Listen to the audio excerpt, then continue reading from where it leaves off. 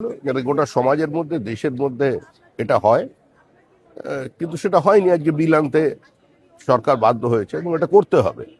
কারণ শুধু তদানীন্তন জাতীয়তাবাদী বেশ কিছু মানুষজন, গুণীজন, শিল্পী সাহিত্যিকও নন, দেশপ্রেমীও নন, বিপ্লবীও নন, এমনকি কংগ্রেস পার্টিরও অনেকে চেয়েছিলেন বন্দে মাতরম সমমর্যাদা পাক।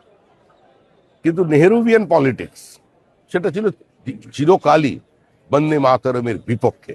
নেতাজি সুভাষচন্দ্র বসুও বন্দে মাতরমের অঙ্গচ্ছেদের পক্ষে ছিলেন না। রমানন্দ চট্টোপাধ্যায়কে লেখা চিঠি ছিল তার সবচেয়ে বড় প্রমাণ। দুর্ভাগ্যবশত সেদিন বন্দে মাতরমকে খণ্ডিত করা হয়েছিল। বন্দে মাতরম যদি খণ্ডিত না হতো, ভারতবর্ষ ভাগ হতো না। সুতরাং আজকে মানুষ আনন্দ পাবে। সবাই এটা জানে এই মুহূর্তে ভারতবর্ষের মাটিতে বাবরের শাসন নেই। এটা মোগল যুগ নয়, স্বাধীন ভারতের স্বাধীন সরকার।